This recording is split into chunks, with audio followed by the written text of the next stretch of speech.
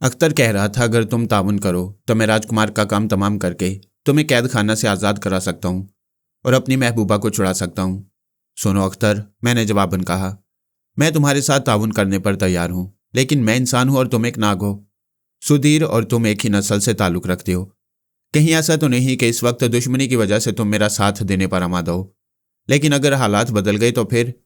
नहीं नहीं सलोनी देवी, तुम्हें ऐसा नहीं सोचना चाहिए, अख्तर जल्दी से बोला। ये सच है कि हम तुम्हारी नस्ल से नहीं हैं, लेकिन नागों की दुनिया के भी कुछ असूल होते हैं।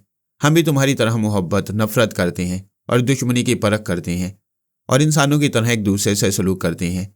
अख्तर को धीरे धीरे मेरी बातों पर इत्मीनान हो गया और जब उसने समझ लिया कि मैं सुधीर के खिलाफ पूरी तरह उसका साथ देने पर आमादा हूं, तो उसने राजकुमार धीरन के बारे में मुझे एक कहानी सुनाई। शीशनाग का ये बेटा इंतहाई खौफनाक और पुरस्रार कुव्वतों का मालिक था।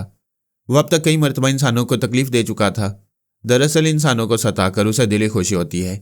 इस बार राजकुमार की निगाह मुझ पर पड़ी। वह हर कीमत पर मेरे जिस्म से आसूदगी हासिल करना चाहता था, बल्कि सुधीर का ख्याल था कि वो मुझे हमवार करके इंसान से नाक की जून में मुंतकिल करने में कामयाब हो जाएगा।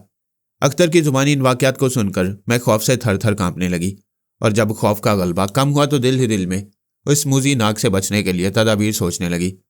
अख्तर या सांवरा बातें करके चला गया, लेकिन मेरा सुकून कल्ब उठ गया था। जब हालात इंसान को गम और फिक्र की अथाह गहराइयों में डुबो देती हैं तो बदनसीब इंसान चैन से नहीं बैठ सकता। मैंने सैलानी निगाह से रंजीत के हालात मालूम करने की कोशिश की। जो ही मेरी सैलानी निगाह कफील अहमद की कोठी में दाखिल हुई, वहां का हर मंजर देखकर मेरे मुंह से हल्की सी चीख निकल गई। मंजर वाकई हैरतनाक था। कोठी में इस वक्त मैं खुद मौजूद थी।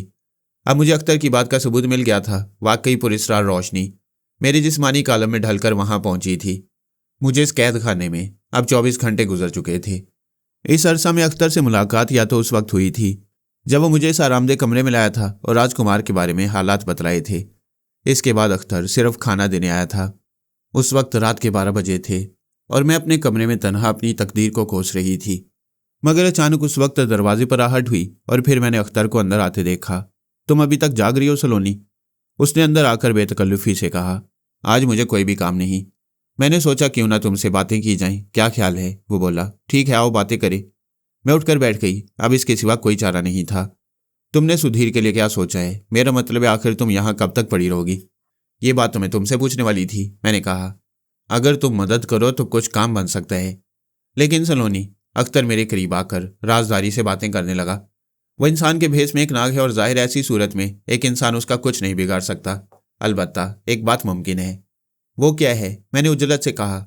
रानी माँ अगर चाहे तो ये काम बहुत आसानी से हो सकता है, वो कुछ सोच कर बोला। और ये रानी माँ कौन है? उससे मुलाकात क्यों कर हो सकती है? मैंने सवाल किया। उसका नाम तो कुछ और है, लेकिन सब लोग उसे रानी माँ के नाम से ही पुकारते हैं। वो शीशनाग महाराज की सबसे छोटी और कमसिन बीवी है। नागिनों में उसका जवाब नहीं, रोशनी भी उसके सामने पानी भरती है। तो इसका मतलब है कि वो बहुत ही सुंदर औरत है। हाँ सलोनी, और उसका दिल भी उतना ही सुंदर है। अगर वह तुम्हारी कहानी सुन ले तो ज़रूर तुम्हारी मदद पर आमादा हो जाएगी, लेकिन नाग भवन तक तुम्हारा पहुंचना बहुत मुश्किल काम है। क्या तुम भी इस सिलसिले में मेरी कोई मदद नहीं कर सकते? मेरी दिलचस्पी बढ़ रही थी, क्योंकि मैं हर कीमत पर इस पुरस्कार खेल को ख़त्म कर देना चाहती थी। मैं सिर्फ एक हद तक तुम्हारी मदद कर सकता हूँ, लेकिन बहरहाल एक गुलाम हूँ और गुलाम नाग भवन तक नहीं जा सकते। इसके लिए तुम्हें नाग भवन के मंदिर के पुजारी तरलोकी से भेंट करनी होगी। मैं तरलोकी से मुलाकात करने के लिए तैयार हूँ। इतनी जल्दी मत करो सलोनी, मैं तुम्हारा हमदर्द हूँ और नहीं चाहता कि तुम्हारी ज़िंदगी को कोई नुकसान हो। अब मैं कल सुबह रोशनी के पास जाऊँगा और उससे वो खास रोगन लाकर तुम्हें दे दूंगा, जिसकी मालिश से तुम हमारी नस्ल के लोगों के लिए दोस्त बन जाओगी। इसके बाद तुम पर कोई नाग हमलावर न हो सकेगा, लेकिन नाग भवन के नाग तुम्हें नुकसान पहुंचा सकती हैं। इसके लिए तुम्हें एहतियात की ज़रूरत होगी। मैं तुम्हारी बेहद शुक्रगुजार हूँ। मैंने उसका शुक्रिया अदा किया। अख्तर इस गुफ्तगू के बाद आहिस्ता से दरवाज़ा खोलकर बाहर निकल गया। अख्तर की बातों ने मुझे एक नया रास्ता दिखाया था और फिर मैं धीरे धीरे नींद की आगोश में चली गई। गालिबन दोपहर का वक्त था जब मैं बेदार हुई। अख्तर फिर मेरे सामने मौजूद था। वो मेरे लिए खाना लाया था और गालिबन देर से मुझे जगा रहा था। अख्तर ने एक छोटी सी शीशी मेरी तरफ बढ़ा दी, जो मैंने कांपते हुए हाथों से थाम ली। उसमें पीले रंग का सियाल साफ नजर आ रहा था। इस तेल को किस तरह इस्तेमाल करना है? मैंने शीशी को एहतियात से लिबास में छुपा कर कहा। बिल्कुल उसी तरह जैसे मेकअप करते हुए क्रीम पाउडर को चेहरे पर लगाया जाता है, अख्तर ने कहा। इसकी मालिश करते हुए तुम्हें बदबू महसूस होगी। ये तेल इंसानों को बहुत बुरा लगता है क्योंकि तेल की तैयारी मुर्दा नागों की अजसाम से होती है और नागों की बू आती है। बहरहाल इसकी बू नागों को बहुत पसंद है क्योंकि ये उनके जिस्म की चीज़ है। इसीलिए आमतौर से नाग उस शख्स पर हमला नहीं करते जो इस खास तेल की मालिश कर लेते हैं। अच्छा, अब ये बताओ कि क्या मुझे वहां तक तन्हा जाना होगा और ये कि सफ़र कहाँ से शुरू होगा, जरिया सफ़र क्या होगा और मंजिल कहाँ होगी? अख्तर ने कहा, तुम आज रात की फ्लाइट से पराग रवाना हो सकती हो। पराग से 10 मील दूर घने जंगल में सफ़र करना होगा। पराग से तुम्हें राहबर मिल सकेगा। बज़ाहिर तुम्हें एक मशहूर मंदिर नाग मंदिर जाना पड़ेगा। बस नाग मंदिर ही असल में तुम्हारी मंजिल होगा। इस पुरस्कार मंदिर में 1 हफ्ता जाप करने के बाद तुम्हें नागों की मदद हासिल हो जाएगी और वो नाग तुम्हें नाग भवन तक ले जाएंगे। नाग मंदिर में पुजारी तरलोकी से तुम्हें मदद हासिल करनी होगी और मैं समझता हूं कि तुम इसमें कामयाब हो जाओगी। वो कैसे अख्तर, साफ साफ बताओ, मैंने मजीद पूछा। तरलोकी सुधीर से कम नहीं है और चूंकि तुम खुद एक सुंदर नारी हो इसलिए तरलोकी तुम्हारी मदद जरूर करेगा। अख्तर की बात सुनकर मैं झींप गई, इसलिए कोई सवाल न कर सकी। अब मेरे सामने यहाँ से फरार होकर एयरपोर्ट जाने का मसला था और रकम भी दरकार थी। जब मैंने अख्तर से इन मुश्किलात का तज़किरा किया तो उसने बड़ी हमदर्दी का मुजाहरा किया। रात के सिर्फ 9 ही बजे थे। अख्तर की हदायत पर मैंने उस खास तेल की मालिश अपने पूरे जिस्म पर कर ली। अगरचे ये अमल मेरे लिए निहायत कराहियत का मौजब हुआ था, मगर नाक बंद करके आखिर मैंने इस काम को कर ही लिया। अब मैं अख्तर की मुंतज़िर थी और अख्तर चंद मिनट बाद आ ही गया। उसके हाथ में एक बैग था। इसमें तुम्हारे लिए खासी रकम मौजूद है और कुछ कपड़े भी। क्या तुम तैयार हो सलोनी? मैं फ़ौरन ही उठकर खड़ी हो गई। मैं तैयार हूँ अख्तर, फिल फौर निकल चलो, मैंने कहा। चंद मिनट रुको, मैं ज़रा बाहर देख कर आता हूँ। और जब 2 मिनट बाद वापस आया तो मैं बेचैनी से कमरे में टहल रही थी। आओ सलोनी, मौका बेहद मुनासिब है। मैंने अख्तर की सिर्फ एक ही बात सुनी थी कि मौका मुनासिब है, और फिर आज़ादी की मुसर्रत ने मुझे गुम कर दिया। बाहर आकर मैंने अख्तर से सिर्फ इतना कहा, अख्तर, अगर ज़िंदगी रही तो फिर मुलाकात होगी। मेरी दरख्वास्त है कि तुम आइंदा भी मुझसे ताउन जारी रखना, और इसकी सूरत सिर्फ यह है कि रोशनी को मेरे घर से बुला लो। ये बात फ़िलहाल नामुमकिन है सलोनी। मैं सुधीर को शुबे का मौका नहीं दूंगा। अलबत्ता जब तुम वापस आ जाओगी तो फिर आराम से अपने घर चली आना।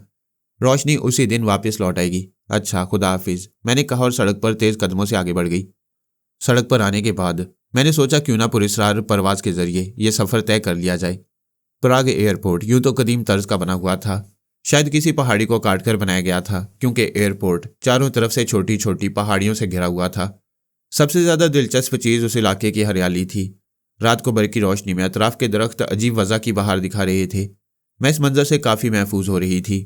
अचानक मेरे ख्यालात का सिलसिला टूट गया जब एक उधेड़ उम्र आदमी ने बगैर किसी तारुफ के मुझसे बातों का सिलसिला शुरू कर दिया। मालूम होता है पराग में पहली ही बार आई हो, उसने दिलचस्पी लेते हुए कहा। जी हाँ। यहाँ कोई अजीज़ भी है या सिर्फ तफरी के ख्याल से आना हुआ? वो दोबारा बोला। जी, मैं बस यूं ही आई हूँ, दरअसल मंदिरों की यात्रा करनी है।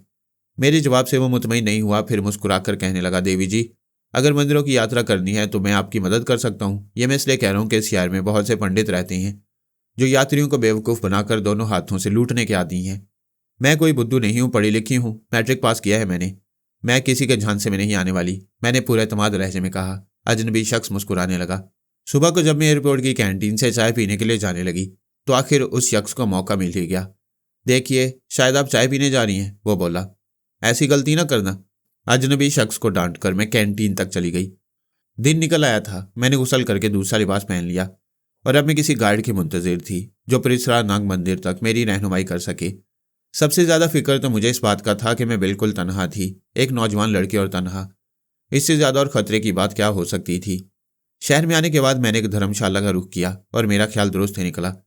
इस धर्मशाला में कई ऐसे शख्स इस किस्म के मौजूद थे जो मजदूरी के तौर पर मेरे साथ नाग मंदिर तक जाने के लिए तैयार थे। मैंने एक बूढ़े आदमी का इंतखाब किया। उसने मुआवजा भी निहायत कम ही तलब किया। घने जंगल में सवारी का कोई बंदोबस्त करना हमाकत की बात थी और चूंकि जंगल में रास्ता सिर्फ पैदल चलने की हद तक ही था, इसलिए हम पैदल ही चल पड़े। बूढ़े गाइड ने एक बंदूक साथ ले ली थी और बूढ़े की हदायत पर मैंने भी एक खंजर बाजार से खरीद कर अपने पास रख लिया। तमाम काम निहायत उजलत से किए गए। इसके बावजूद हमारा सफ़र दोपहर के वक्त शुरू हुआ। बूढ़े ने मेरी अटैची के अलावा खाने पीने का सामान और बंदूक उठा रखी थी। अब मैं उसके अक़ब में कदम ब कदम चल रही थी। 2 घंटे की कठिन मुसाफत के बाद मजबूरन मुझे गाइड से कुछ देर ठहरने की दरख्वास्त करनी पड़ी। फिक्र मत करो देवी जी, मैं शाम होने से पहले पहले तुम्हें मंदिर तक पहुंचा दूंगा, क्योंकि मुझे अपनी भी तो फिक्र है। आपके ख्याल में हमने कितना रास्ता तय कर लिया है? मैंने पूछा। 1/4 से कुछ ज़्यादा, वो इत्मीनान से बोला। फिर बीड़ी सुलगाकर लंबे लंबे कश लेने लगा। जंगल के इस तवील सफ़र में मुतअद्दिद ऐसे मुकामात से वास्ता पड़ा जिनके बारे में आज भी तसव्वुर करती हूँ तो रूह तक लरस जाती है। मैंने कई बार अजीबोगरीब किस्म के जानवर भी देखे जिनकी तस्वीर अल्फाज के जरिए नहीं कर सकती। अलबत्ता वो इतने डरावने थे कि कई बार जब्त के बावजूद मेरे मुंह से हल्की सी चीख निकल गई। दरअसल बूढ़ा गाइड मेरे लिए बड़ा मददगार साबित हुआ था। वो इस जंगल के शायद चप्पे चप्पे से वाकिफ था और इन मूजी जानवरों से भी अच्छी तरह आगाह था। घने जंगल में दिन का सही अंदाजा करना मुश्किल था। अलबत्ता मेरी रिस्ट वॉच इस वक्त बड़ा काम दे रही थी। उधर सूरज गुरूब हुआ और उधर दूर से हमें कुछ रोशनी नजर आने लगी। बूढ़ा खुशी से चिल्लाकर बोला, देखो वो रहा नाग मंदिर। वो जो रोशनी देख रही है वो उसी मंदिर की रोशनी है, क्योंकि इस जंगल में इस मंदिर के अलावा कहीं भी इंसान नहीं पाए जाते। मेरे दिल ने बूढ़े की बात की तस्दीक कर दी। जूं जूं मंदिर करीब आ रहा था मेरी अजीब कैफियत होती जा रही थी। मैं मंदिर तक पहुंच जाने से बहुत खुश थी। देवी जी, बूढ़ा गाइड रुक कर बोला, मैं रात के वक्त वापस न जा सकूंगा, इसलिए आप पुजारी से मेरी सिफारिश कर देना, वो आपकी बात मान लेगा, वरना मेरी जिंदगी खतरे में पड़ जाएगी। मुझे रहम आ गया। बाबा, ये बात मेरी समझ में नहीं आई कि पुजारी आपसे क्यों नाराज है और क्यों आपकी बात नहीं मानेगा, जबकि आप यहाँ अक्सर आते रहते हैं और इस तरह आपसे उसकी मुलाकात होती रहती है। बिल्कुल यही बात है देवी जी, मैं अक्सर लोगों को छोड़ने यहाँ आया हूँ और सच्ची बात तो यह है कि सिर्फ मैं एक वाहिद शख्स हूँ जो यात्रियों को यहाँ तक ले आता हूँ, वरना आज तक कोई भी यहाँ तक सही सालम नहीं पहुँच सका। इसकी क्या वजह है ये तुमने खुद ही अंदाज़ा कर लिया होगा। दरअसल पुजारी मेरी इस बात से नाखुश हैं, वो इंसानों से मिलने जुलने को कुछ अच्छा नहीं समझते। मैंने बूढ़े को टोकते हुए कहा, मगर बाबा वो खुद भी तो इंसान है और आखिर उन्हें इंसानों की मदद की ज़रूरत पड़ती होगी। ये मुझे नहीं मालूम, वो बोला। बहरहाल मैंने आज तक उन्हें इंसानों से घुलते मिलते नहीं देखा। महात्माओं की बातें वो ही जाने, मैंने कहा। अब मंदिर बहुत करीब आ गया था। अंधेरे में नाग मंदिर बड़ा हैबतनाक मालूम हो रहा था, चूंकि मंदिर के अंदर रोशनी हो रही थी और ये रोशनी आग जलाकर की गई होगी। बाहर अंधेरे बहुत गहरे थे और जब मैंने करीब से नाग मंदिर को देखा तो जिस्म पर रेशा सा तारी हो गया। मंदिर नाग के फन से मुशाबा था और स्याह पत्थर का नागी मुजस्मा दिखाई देता था। लरजते कदमों और धड़कते दिल के साथ मैंने मंदिर की सीढ़ियां तय की। उस वक्त मेरे हवास बजा नहीं थे, अंदर सिर्फ आग रोशन थी, पुजारी का कहीं पता नहीं था। दरवाजे के सामने रुककर बूढ़े गाइड ने अचानक बड़ी जोर से चिल्लाकर कहा, महाराज, पुजारी जी। लेकिन अंदर से कोई जवाब नहीं दिया गया। इस तरह जब गाइड ने तीसरी बार पुजारी जी कहा तो मैंने देखा एक साया रोशनी की तरफ बढ़ा। वो एक ग्रांडील आदमी था जो सिर्फ लंगोटी बांधे था और तमाम जिस्म स्याह भभूत की वजह से स्याह मालूम हो रहा था। ताहम पुजारी का जिस्म बेहद चमकीला था। कौन हो मूर्खो, उसने दबंग आवाज में दरवाजे के करीब रुक कर कहा। ये एक यात्री है, महाराज के दर्शन को आई है, इस बार गाइड ने जवाब दिया। मैं तो बस गूंग होकर रह गई। एक लफ्ज भी जुबान से अदा करना मुश्किल नजर आ रहा था। दूर हो जा कमबख्त, तो फिर आ गया। पुजारी ने बूढ़े को ललकारा। शायद अपनी जिंदगी से आजिज आ गया है। क्या मैंने तुझे मना नहीं कर दिया था? इस बार और मुआफ कर दो महाराज, आइंदा ऐसी गलती नहीं होगी। त्रिलोकी अचानक धाड़ने लगा। उसकी सुरख भयानक आंखें हलकों से बाहर उबली पड़ी थी। उस वक्त तो मेरा भी रुआं रुआं कांप उठा जब खतरनाक पुजारी बूढ़े गाइड की तरफ लपका। कल्याण गिड़गिड़ा रहा था, फिर उसने आजिज़ी की इंतहा कर दी। अब वो पुजारी के कदमों पर गिरकर उसके पांव चाट रहा था। दूर हो जा पाखंडी। आखिर पुजारी ने कल्याण के एक जोरदार लात रसीद की। मैंने देखा बूढ़ा कल्याण मंदिर की सीढ़ियों पर गेंद की तरह नीचे की तरफ लुढ़क गया। इसके बाद वो तेजी से खड़ा हुआ और बगैर एक लफ्ज कहे मुंह फेरकर जंगल की तरफ वापस दौड़ गया। उस गरीब ने मुझसे अपनी उजरत भी वसूल नहीं की और ना वो अपना सामान वापस ले जा सका। तू क्या सोच रही है मूर्ख नारी? पुजारी मेरी तरफ देखकर बोला। वो जो अब तक तुम्हारे बारे में किसी ने सोचने की हिम्मत नहीं की, मैंने जवाब दिया। त्रिलोकी इस तरह उछल पड़ा जैसे किसी बिच्छू ने डंक मार दिया हो। तू मुंह जोर भी है। हमारे आश्रम में आकर भी हमसे जुबान चलाती है। क्या तू नीरी मूर्ख है या अपने आप को बहुत बलवान समझती है? महाराज, मैंने कदरे नरम होकर कहा, ना तो मैं इतनी मूर्ख हूं कि आपकी ताकत से टकराने का विचार करूं और ना इतनी ताकतवर, लेकिन यह जरूर कहूंगी कि इंसान के साथ इंसान का यह सलूक किसी मजहब किसी जाति में अच्छा नहीं है जो आपने कल्याण के साथ किया। मेरी बात सुनकर पुजारी खामोश हो गया। फिर निहायत ड्रामाई अंदाज में मंदिर के अंदरूनी हिस्से की तरफ बढ़ गया। मैं अपनी जगह पर दम साधे खड़ी थी। मेरी छठी इस बराबर खतरे का ऐलान कर रही थी। इन हालात में अब मुझे क्या करना चाहिए, मैंने खुद से सवाल किया। उस वक्त मेरी निगाहें मंदिर के वस्त में उस मूर्ति के सर की तरफ लगी हुई थी जो सौलनुमा कमरे में देव पैकर की मानंद खड़ा था और मुजस्मे नाग मालूम हो रहा था। उसका छतरी नुमा फन इस कदर चौड़ा और बड़ा था कि बेयक वक्त कई आदमी उसमें पनाह ले सकते थे। फन के इधर उधर दो खतरनाक आंखें उस वक्त दो शोलों की मानंद चमक रही थीं। ना जाने क्यों मुझे इन आंखों से चिंगारियां निकलती हुई महसूस हुई और फिर मैंने महसूस किया कि वो चिंगारियां मेरी आंखों में से होकर जिस्म में सरायत कर गईं।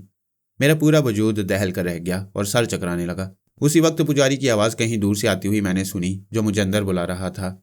मंदिर के इस हॉल में यूं तो अंदरूनी हिस्से के लिए मुतअद्दिद दरवाजे थे, लेकिन उस वक्त एक ही दरवाज़ा खुला हुआ था। बाकी तमाम दरवाजे बंद थे और उन पर बड़े बड़े कुफल पड़े हुए थे। मैंने उसी दरवाजे से तरलोकी को अंदर जाते देखा। जब पूरी साल पुजारी की आवाज़ दोबारा मेरे कानों में आई तो मैं बोझल कदमों के साथ उस दरवाजे में दाखिल हो गई। उस तरफ मेरे सामने एक वसी और इस बाग मौजूद था। रात की तारीकी में यह अंदाज़ा तो न हो सका कि यह किस किस्म का और कितना बड़ा बाग है। तहम खुन को चांदनी में बाग की छांव और दरख्तों की कितारें एक अजीब सा मंजर पेश कर रहे थे। बाग में होकर आ सकती हो, पुजारी की आवाज़ फिर मेरे करीब उभरी। मैंने चौंक कर चारों तरफ देखा, मगर करीब में कोई भी ना था। जो ही मैंने बाग में दाखिल होने की कोशिश की, अचानक ठिठक कर रह गई। मेरे सामने दो स्याह खूंखार बड़ी बिल्लियां आपस में दस्तों गिरेबान थीं और उनकी भयानक चीखों से पूरा माहौल लरस कर रह गया था। मेरा सारा जिस्म पत्ते की मानिंद लरजने लगा। ये कैफियत कई मिनट तक रही, लेकिन जल्द ही बिल्लियां बाग में एक तरफ चली गईं। इसके बाद कई मिनट तक मैं अपने हवास मुजतमना कर सकी। इसके बाद जी कड़ा करके त्रिलोकी के हुक्म की तामील करनी पड़ी। वह इस वक्त कहाँ था, मुझे किस नीयत से बुला रहा था, यह अभी मुझे इल्म नहीं था। मैं फिर बेदरेग बाग के दरमियान से होकर आगे की तरफ बढ़ने लगी। रोशनी का कोई इंतजाम नहीं था। दरख्तों की बहुतात ने हल्की चांदनी को नाकाम बना दिया था, लेकिन मुझे रास्ता चलने में कोई दुश्वारी नहीं हुई। मैं अपने कदमों की आवाज़ बराबर सुन रही थी। यह आवाज़ उस वक्त तेज़ हो जाती जब खुश्क पत्तों पर चलते हुए उनकी चुरमुराहट का शोर बढ़ जाता। इस अंधेरे रास्ते में चलते हुए मुझे कोई तकलीफ नहीं हुई, ताहम तमाम रास्ते मैंने खतरनाक नागों की फुंकारें अपने करीब महसूस की। बाग के दरमियान वो एक बहुत बड़ा चौकोर कता खाली था, जिस पर एक बंगला नुमा इमारत मौजूद थी। ये इमारत अगरचे बाहर से मुकम्मल तौर पर तारीक थी, लेकिन मैं ये देखकर दंग रह गई कि बंगला अंदर से बरकी रोशनी में नहा रहा था। ये रोशनी शीशे की खिड़कियों से बाहर भी छलक रही थी। जो ही मैं इमारत के करीब पहुंची, फौरन एक दरवाज़ा जो इत्तफाक से मेरे सामने ही था खुल गया। मैं रोशनी में नहा गई। ये रोशनी दरवाज़ा खुलने से बाहर आई थी। त्रिलोकी इस वक्त भी मौजूद नहीं था। मैंने उसकी आवाज़ इमारत के करीब आकर भी सुनी। दरअसल मैं उस आवाज़ की हदायत पर ही यहाँ तक पहुँची थी। जिंदगी में पहली बार मैंने इस कदर पुरतकल्लुफ़ इमारत देखी थी। यूँ लगता था जैसे पूरी इमारत हीरे जवाहरात और कीमती टाइल से तामीर की गई हो। फर्श इस कदर चिकना था कि उस वक्त मैं नंगे पाँव ना होती और कदम जमा कर एहतियात से ना चलती तो फिसल जाती। इमारत के अंदर मुझे कोई चेहरा नज़र नहीं आया था, लेकिन मेरे पाँव खुद ब खुद उस सिमत उठ रहे थे जहाँ एक कुशादा जीना था। ये जीना बालाई मंजिल के लिए था। जीने पर चढ़ते हुए पहली बार मैंने महसूस किया कि कोई मेरे अकब में आ रहा है, लेकिन मुड़कर देखने की हिम्मत न कर सकी। अब मैं पैरों के नीचे नरम कालीन महसूस कर रही थी। ये जीना कई बल खाकर ऊपरी हिस्से तक पहुंचा। अंदर आ जाओ सुंदर और मूर्ख लड़की। कमरे में त्रिलोकी की आवाज़ सुनकर मैं कदरे ठिठकी और फिर खुद ही बेतकल्लुफ़ी से कमरे में दाखिल हो गई। पुजारी त्रिलोकी इस वक्त आराम कुर्सी पर नीम दराज था। ये कुर्सी कदीम तर्ज की कार चौबी से बनाई गई थी और जा बजा हाथी दांत के फूल पत्तियों से मुरस्सा थी। इससे कुछ फासले पर ऐसी एक दूसरी कुर्सी ऐन सामने बिछी हुई थी। मुझे इस पर बैठने का हुक्म दिया गया। अब तुम साफ साफ बातें कर सकती हो, त्रिलोकी ने नरम आवाज़ में कहा।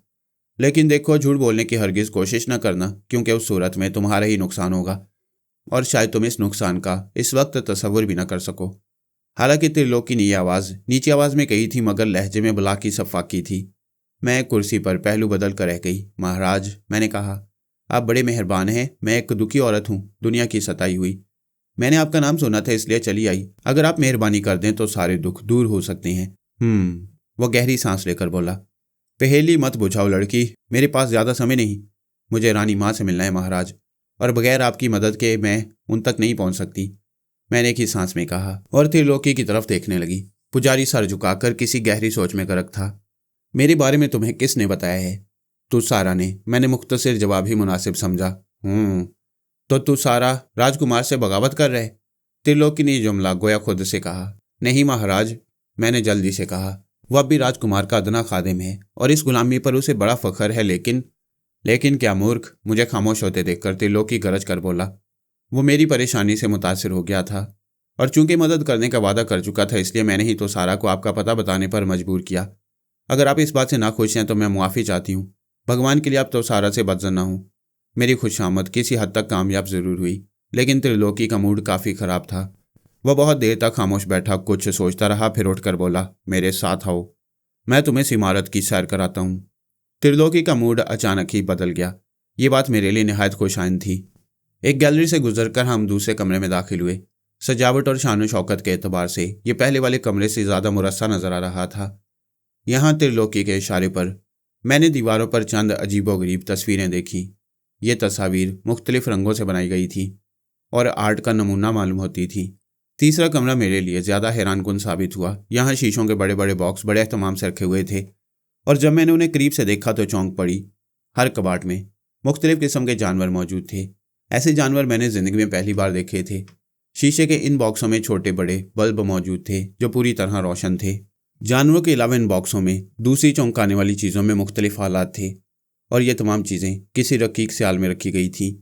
चौथे कमरे में दाखिल होते ही मैंने सख्त किस्म की बदबू महसूस की, लेकिन चंद लम्हों के बाद ही बदबू का असर ज़ायल हो गया। इस कमरे में मुतअद्दिद मेज़ें रखी हुई थीं और जब मेज़ के करीब जाकर देखा तो तमाम मेज़ें इंसानी और हैवानी अज़ा से पुर थीं। इस कराहियत आमेज़ मंजर ने मुझे बेहद मुतासिर किया, लेकिन त्रिलोकी बिल्कुल करीब था। इसलिए मैंने कोई तबसरा नहीं किया। त्रिलोकी बिल्कुल खामोश था। उसकी यह पुरस्रार खामोशी मुझे काफ़ी ग्रां मालूम हो रही थी।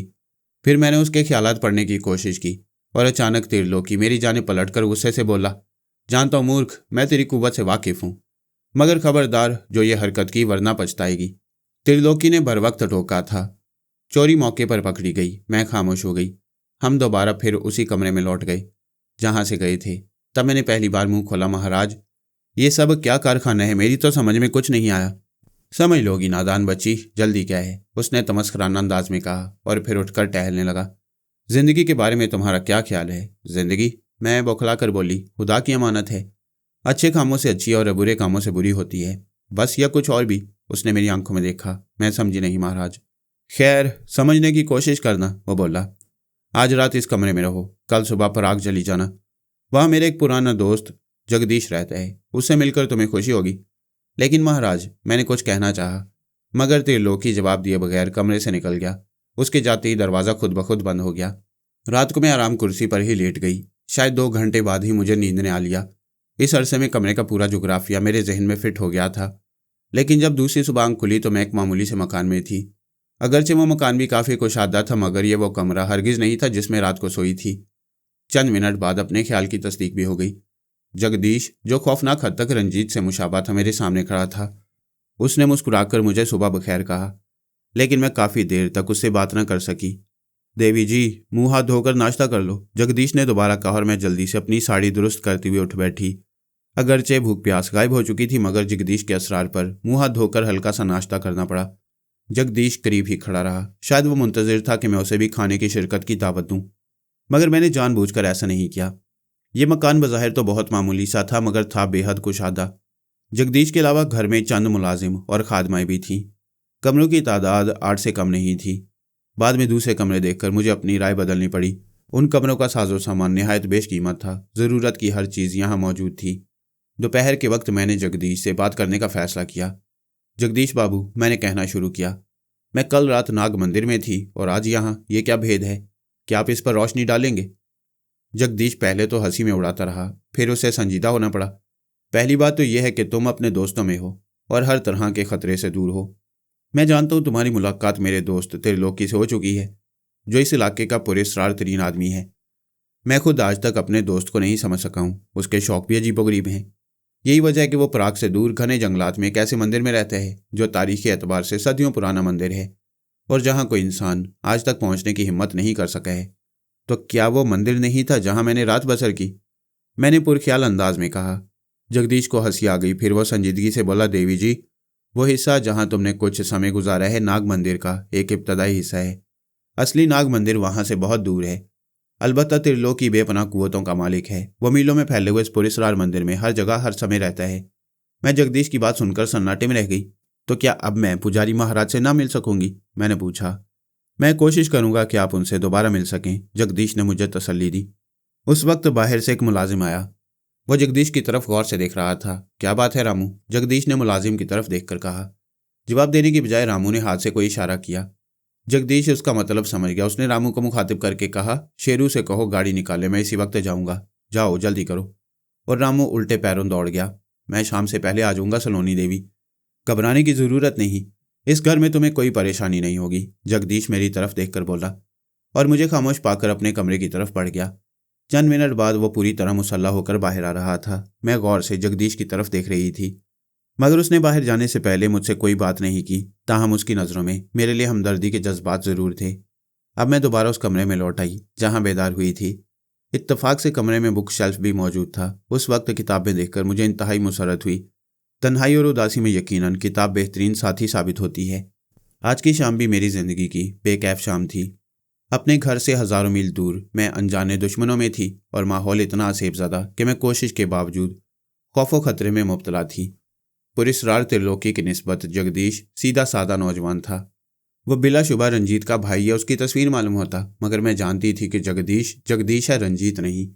यह एक इत्तफाक ही था कि अब तक मैंने किसी मुलाजिम को आवाज़ नहीं दी, मगर शाम को मजबूरन मुझे एक मुलाजमा को मुखातिब करना पड़ा।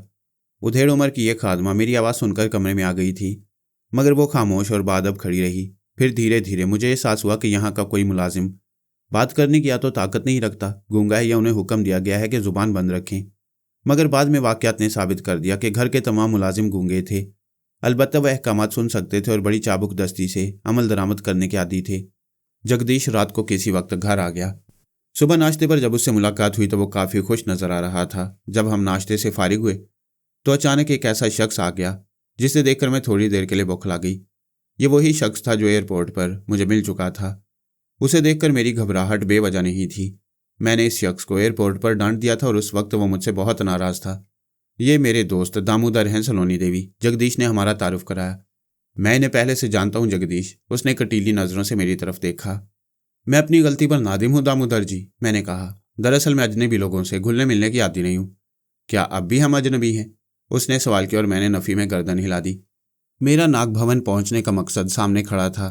दामोदर ने मेरी मोहब्बत और मुझे हासिल करने की खातिर इस बात की हामी भर ली थी कि वो मुझे नाग भवन ले जाएगा, लेकिन सख्तियों से दिल परेशान हो चला था और फिर दामोदर से भी खतरा था। लिहाजा मैंने वहां से चले जाने का फैसला कर लिया और चंद लम्हों के बाद ही मेरे कदम ज़मीन से उठ गए और अब मैं फिजाओं में तैर रही थी। 1 घंटे की परवास के बाद मैंने दूर से रोशनियां देखी। इस बात का अंदाज़ा किया कि उधर कोई शहर वाक़ है, लेकिन इस इलाके के शहरों से मैं वाकिफ़ नहीं थी।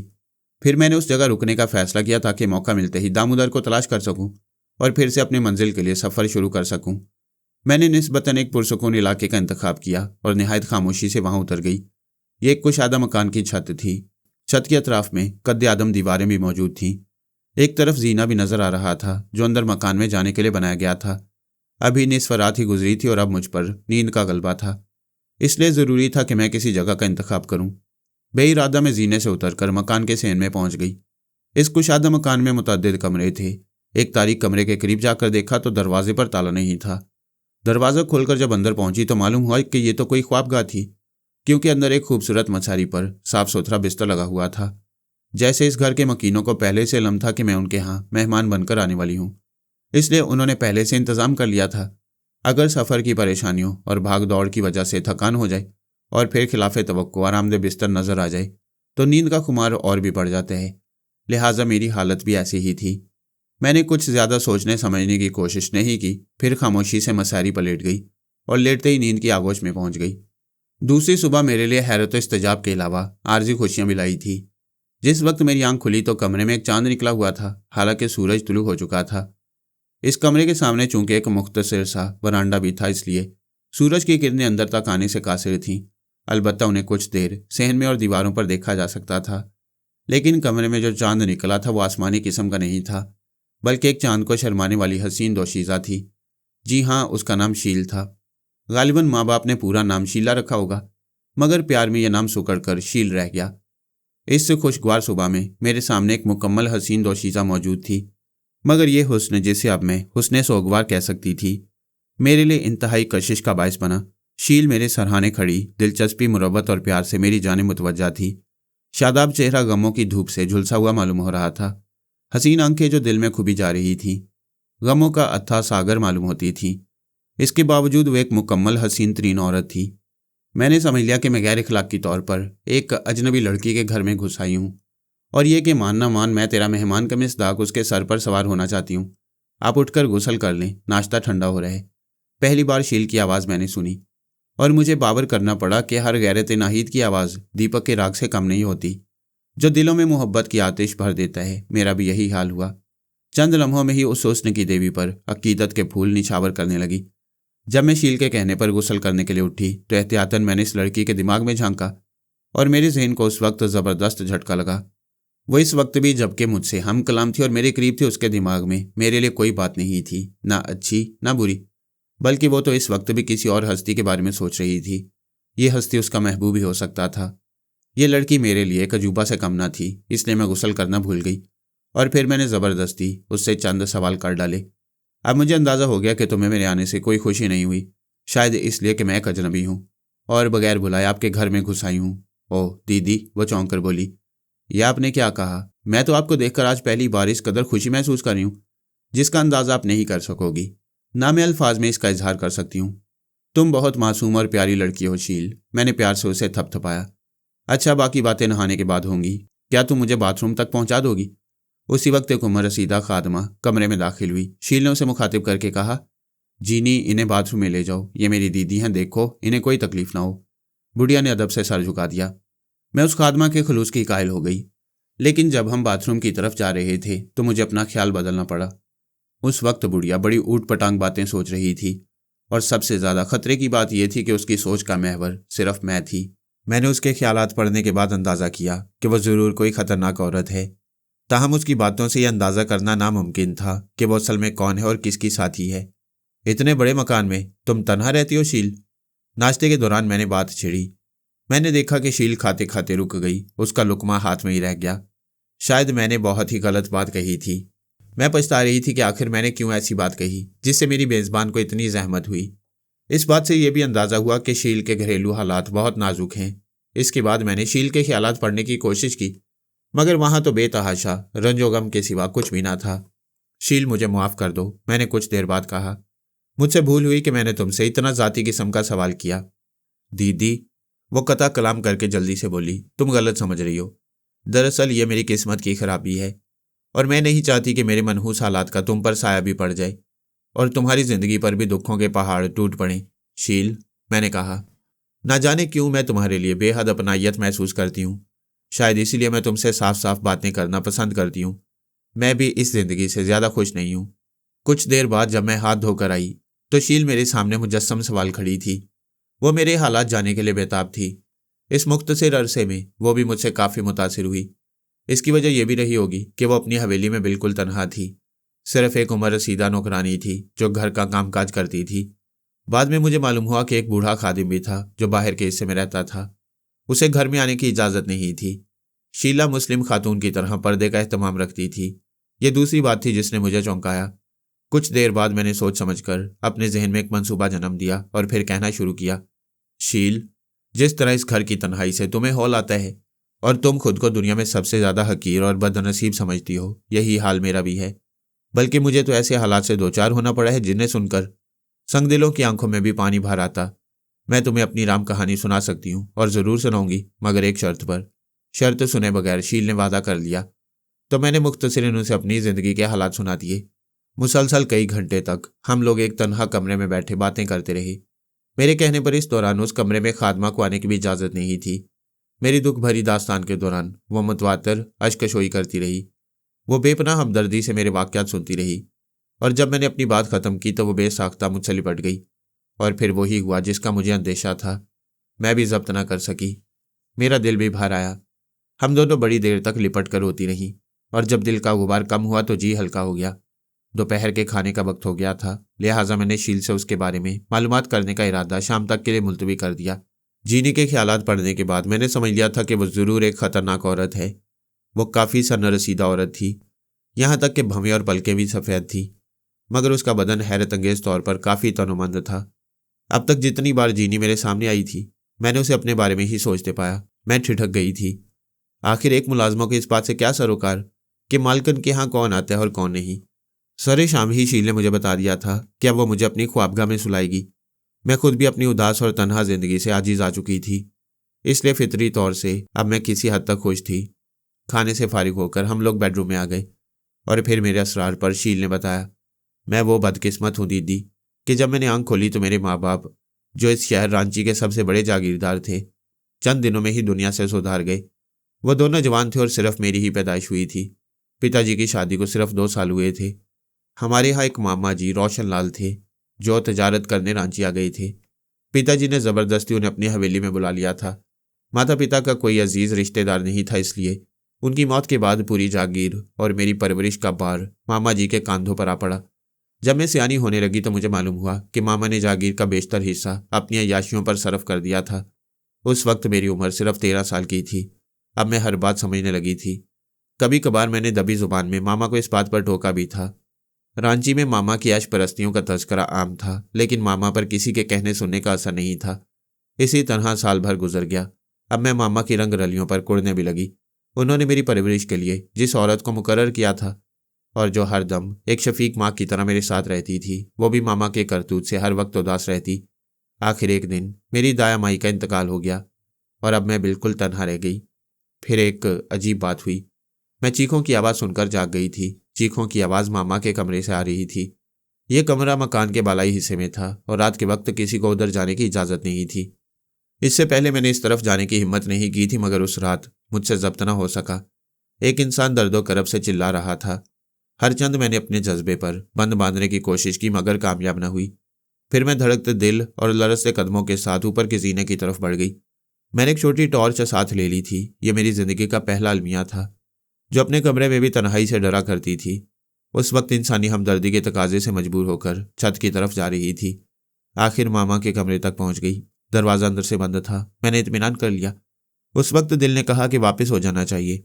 मामा के कमरे में झांकना इंतहाई बदतमीजी की बात होगी, जबकि मामा के कमरे से एक औरत की चीखें बुलंद हो रही थीं। खौफ और उलझन के बावजूद मैं शौक पर काबू ना पा सकी और मैंने कबाड़ों की दर से अपनी आंखें लगा दी। फिर अंदर का मंजर किस कदर भयानक था, आज भी सोचती हूँ तो रुआं रुआं कांप उठता है। उस वक्त मामा वैसी दरिंदे की मानंद एक नौजवान औरत के बदन को हंटर से पीट रहा था और हर हर जरा पर औरत की चीखों से लुत्फ अंदोज हो रहा था। काश मैंने इतना करीब मंजर ना देखा होता। मैं कराहियत के बावजूद सब कुछ देखती रही। गालिबन मामा ने इस नौजवान औरत को और अजियतें भी दी थीं। फिर अचानक मैंने औरत की आवाज़ मध्यम पड़ती देखी। उस पर शायद गशी तारी होने लगी थी। खूंखार मामा का हाथ रुक गया। उसने बड़ी अपनायत से औरत के सर को अपने जानू पर रख लिया और बेख्तियार उसे प्यार करने लगा। कुछ देर बाद उठा और अलमारी में से एक बोतल निकाल लाया। शायद उसमें शराब थी। नीम बेहोश औरत को उसने पै दर पे कई गिलास शराब पिला दी। गालिबन ये उस शराब का असर था कि एक बार औरत अपना तमाम गम भूलकर होश में आ गई। वह बड़ी मोहब्बत से मामा को तक रही थी। मुझे यकीन था कि अब मामा उसके साथ कोई जुल्म नहीं करेगा। अचानक रोशन लाल ने एक बार फिर वही हंटर उठा लिया और पूरी कुव्वत से पहला बार औरत के सीने पर कर दिया। मैंने एक बेपनाह चीख सुनी। ये चीख उस बदनसीब औरत की थी। अब मेरे सब्र का पैमाना लबरेज हो चुका था। मैंने जोर लगाकर दरवाज़ा खोलना चाहा, मगर दरवाजे की मजबूती ने मेरा जी भर के मजाक उड़ाया। रोशन लाल बराबर ज़रबें लगा रहा था और दो शीज़ा कमरे के फर्श पर तड़प रही थी। मामा इंतहाई मसरूर होकर ज़रबें लगा रहा था और साथ कह के भी लगाता जा रहा था। चंद लम्हे गुजरे थे कि एक दूसरा रूह को लर्जा देने वाला मंजर आंखों के सामने आ गया। उस लड़की का कत्ल। खूनी ड्रामा खत्म हो चुका था और अब मैं बहुत कुछ समझ गई थी। रांची में कुछ अरसा से यह सिलसिला चल रहा था और कई नौजवान लड़कियां गुम हो चुकी थीं और मुझे यकीन था कि इन लड़कियों की तबाही का जिम्मेदार सिर्फ और सिर्फ रोशन लाल है। इस बात से मेरे दिल में मामा के लिए इंतहाई नफरत पैदा हो गई। आज उसका रूप मेरे सामने जो आया था, उसने मेरी काया को तलपट करके रख दिया था और मैं सोच रही थी, काश ये मेरा मामा ना होता या मैं इस घर में पैदा ना हुई होती। दूसरे दिन मैंने घर के बाहर कुछ शोर सुना। मैंने मुलाजमा को बाहर भेजा तो पता चला कि कोई चकोरी नाम की लड़की गुम हो गई है। उसका भाई रामू उसे ढूंढता फिर रहा है। फिर वह दबी जुबान में कहने लगी कि पुलिस वालों से अजीब बातें कर रहे। और जब मैंने जीनी से असरार किया तो उसने बताया कि चकोरी का भाई रामू कह रहा है कि चकोरी को शाम के वक्त रोशन लाल के साथ देखा गया था। वो खेतों से वापस आ रही थी और इत्तेफाक से रोशन लाल उसे मिल गए थे। बहुत से लोग इसकी बात का मजाक उड़ा रहे थे, मगर वो अपनी बात पर अड़ा हुआ है। पुलिस में भी इतनी हिम्मत नहीं है कि वो सरकार से जाकर मालूम करे। दरवाजे पर बहुत से लोग यही बातें कर रहे हैं। अचानक मेरे अंदर की शीला उस वक्त अंगड़ाई लेकर बेदार हो गई और मैंने पुलिस को सब कुछ बताने का फैसला कर लिया। इससे पहले कि पुलिस को बुलाया जाता, एक बार मैंने मामा के कमरे में जाकर अपने ख्याल की तस्दीक कर ली। कमरे के फर्श पर खून के धब्बे अब तक थे, यहाँ तक कि चकोरी का देहाती लिबास भी एक तरफ पड़ा हुआ था। आहनी बॉक्स पर भी खून लगा हुआ था। इस वक्त मामा कहीं गया हुआ था। किसी जज्बे के तहत मैंने जीनी से कहा कि वह चकोरी के भाई रामू को चोर दरवाजे की तरफ से मेरे कमरे में ले आए ताकि मैं उसे सारा वाकया समझा दूं। अगरचे ये मेरी एक ज़बरदस्त गलती थी जिसका खुमियाजा अब तक भुगत रही हूँ। जीनी ने फौरन ही मेरे हुक्म की तामील की। उस वक्त घर में कोई नहीं था। जीनी कमरे के बाहर रुक गई। रामू जब कमरे में दाखिल हुआ तो उस चौड़े चकड़े आदमी को देखकर मैं डर सी गई। वो काफ़ी तंदुरुस्त था और नौ उम्र भी। वह मुझे अच्छा भी लगा, मगर उसके तेवर बहुत ख़राब थे। वह उखड़े हुए अंदाज में मेरे करीब आकर बोला, क्यों बुलाया था? जल्दी से बताओ, क्या मुझे भी कत्ल कराने का इरादा है? लेकिन सुन लो, मैं 10-20 पर अकेला भारी हूँ। मैं जानती हूँ तुम वाकई बहादुर आदमी हो और मैं बहादुरों की कदर करती हूँ। मेरी बात से वो कदरे नरम हुआ। तब मैंने उसे बताया कि मैं तुम्हारी मदद करना चाहती हूँ और उसकी बहन का पता बताना चाहती हूँ। वो मुतवज्जा था। मैंने रात का पूरा वाकया उसे सुना दिया और ऊपर से जाकर मौका भी दिखा दिया। रामू के सब्र का पैमाना छलकने लगा था, लेकिन अब मुझे अपनी गलती का एहसास हुआ। रामू की ज़रा सी हरकत से हमारा खानदान बदनाम हो सकता था। मैंने रामू को समझाया कि वो बदला लेने की कोशिश न करे, मगर वो किसी सूरत इस बात पर आमादा न हुआ। फिर मैंने उसके सामने एक दूसरी तजवीज़ इस शर्त पर रखी कि वो रात को किसी वक्त आ जाए। मैं उसे मामा के कमरे में छुपा दूंगी। रात को वो रोशन लाल को कत्ल करके इंतकाम की आग को सर्द कर ले। मगर वो इस बात पर बज़िद था कि वो रोशन लाल के हाथों में हथकड़ी डलवाकर बाजारों में घुमाएगा और चकोरी के अलावा दीगर लड़कियों के खून का बदला लेगा। अब मैं सख्त उलझन में फंस चुकी थी। रोशन लाल बजाते खुद कोई बाइज्जत आदमी नहीं था, मगर वो इस घर का एक रुकन था जिसकी इज्जत पूरा शहर करता था। मैं अपने मतूफ़ी वालदैन की बदनामी किसी कीमत पर बर्दाश्त करने को तैयार नहीं थी। आखिर मैंने इंतहाई आजिज़ी करते हुए उससे कहा कि अगर वो कोई शर्त और फरमाइश रखता हो तो मैं पूरी कर सकती हूँ। मेरा ख्याल था कि यह देहाती नौजवान दौलत मांगेगा, मगर दीदी उसने जो शर्त पेश की उसने मेरी ज़िंदगी तबाह कर दी। उस रात रामू ने खामोशी से रोशन लाल को कत्ल कर दिया और फिर वह चकोरी और रोशन लाल की लाशें दरिया में बहाया। मगर उस रात से वह बगैर किसी समाजी बंधन का मेरा पति बन गया। अब उसका जब भी दिल चाहता है यहाँ आता है, रात गुजार कर चला जाता है। मैं ना चाहते हुए उसकी बीवी हूँ। हर चंद वह मेरे जिस्म को निचोड़ कर पी गया है, मगर आज तक मेरी रूह इस कैद से आज़ाद होने के लिए तरस रही है। अफसोस, मैंने बाद में तबसरा किया, वाकई तुमने तो मुझसे भी ज़्यादा दुख उठाए हैं। काश मैं तुम्हारी कुछ मदद कर सकती। देर तक हम दोनों ज़ारों के तार होते रहे और इस आलम में किसी वक्त नींद आ गई, मगर रात के पिछले पहर मेरी आंख खुल गई। एक लंबा तिरंगा आदमी मेरे करीब सोई हुई शील को जगा रहा था और फिर मैंने कनक्कियों से देखा कि वो जाना पहचाना आदमी था। राम सिंह, शिवा को तबाह करने वाला, जमशेद की पिटाई करने वाला। और जब वो शील को बेजुबान जानवर की तरह दबोच कर ले गया तो मैं सोच रही थी कि इस कमज़ोर बकरी यानी शील को भेड़ियोनुमा राम सिंह से क्यों कर निजात दिलाई जाए। मैंने अपनी सैलानी निगाह को शील के ताक़ुब में रवाना किया और चंद लम्हों के बाद ही मैंने शील को पा लिया। रात की स्याही में एक मुटियाले रंग की जीप नाहमवार रास्ते पर निहायत तेज़ी से आगे की तरफ जा रही थी। इसमें शील के अलावा सिर्फ राम सिंह था, जो निहायत लापरवाही से इस खतरनाक रास्ते पर ड्राइव कर रहा था। गालिबन उसने शराब पी रखी थी। अब रात का तीसरा पहर शुरू हो चुका था। इस वक्त अचानक मेरे जहन में एक नए ख्याल ने सर उभारा। मेरे जिस्म में बेवजनी की कैफियत पैदा हो गई और फिर मैं बासानी पत्ते की तरह फिजा में उड़ने लगी। ये उड़ान तैरने के मुतरादिफ थी और बला की तेज़ी थी। मैंने अपने दोनों हाथ मुखालिफ सिमतों में इस तरह उठा रखे थे जिस तरह कत्थक और रक्स के दौरान उठाकर दरमियान में यानी कमर के ऐन सामने रोक लिए जाती हैं। इस तरह मेरा तवाज़न किसी हद तक कंट्रोल में था। हालांकि मेरी पुरस्कार परवाज़ काफ़ी तेज़ थी, लेकिन आधे घंटे से पहले राम सिंह की जीप तक न पहुंच सकी। जब मैं उस जीप के करीब पहुंची उस वक्त गाड़ी की रफ्तार कुदरती तौर से कम हो चुकी थी। ये एक खतरनाक ढलवानी रास्ता था जिसमें मुतअद्दिद नशीब व फराज के अलावा कदम कदम पर मोड़ थे, और अगर राम सिंह इस रास्ते पर भी साबका रफ्तार से सफ़र जारी रखता तो जीप किसी वक्त भी इन गारों में दफन हो जाती जो हर तरफ से अपने मुहिब मुंह खोले खड़े थे। मैंने गौर से शील को भी देखा जो राम सिंह के बराबर फ्रंट सीट पर बैठी थी। उस वक्त मेरे जहन को कदरे झटका सा लगा। उस वक्त शील के चेहरे पर हुज़्न मलाल की अलामत नहीं थी, बल्कि वो किसी हद तक हशाश पशाश थी। वो दोनों बातें भी कर रहे थे और बातों के दौरान शील खुश दिली का मुजाहरा करते हुए मुस्कुरा देती थी और कभी खिलकर हंस देती थी। दिल ने कहा, क्या शील भी धोखाबाज है? वह शील जो फितरतन निहायत सादा दिल, हसास और मोहब्बत करने वाली लड़की है। क्या उसने रात को मुझे महज एक अफसाना सुनाया था? बज़ाहिर इन बातों का जवाब असबात में ही था, लेकिन ना जाने मेरा दिल क्यों इन बातों की नफ़ी करना चाहता था। सफ़र का ये सिलसिला मज़ीद निसफ घंटे तक जारी रहा और जब राम सिंह ने जीप को उस रोशनी की तरफ मोड़ लिया जो ज़्यादा दूर नहीं थी, तो पहली बार मैंने एहतियात के ख्याल से अपनी रफ्तार सुस्त कर दी और अब मैं जीप से कुछ पीछे रह गई। जीप एक आलीशान मकान के सामने जाकर रुकी। एक वीराने में सिर्फ यही एक इमारत नज़र आ रही थी जहाँ तेज़ रोशनी भी थी। गालिबन यह कोई डाक बंगला रहा होगा। बाद में इसकी तस्दीक हो गई। यह डाक बंगला खूबसूरत गार्डन और बैरूनी लानों से घिरा हुआ था। मैंने अपने करीबी इलाके का इंतखाब किया। अब मैं धीरे धीरे डाक बंगले की तरफ बढ़ रही थी। अगरचे इस वक्त मैं अपने वजूद के साथ जमीन पर चल रही थी, लेकिन कदमों की आहट नहीं हो रही थी। शायद इसलिए कि बागीचे की जमीन नरम घास पर मुश्तमिल थी। मेरी मंजिल डाक बंगले का वो मेन गेट था जो इस वक्त भी मुझे साफ नजर आ रहा था। दरअसल ये इमारत जो कदीम मगरबी तर्ज की बनी हुई थी, इसका सदर दरवाज़ा काफ़ी बुलंद था। कई खूबसूरत बरकी हांडियों ने अपनी रोशनी से दरवाजे को मुनव्वर कर रखा था।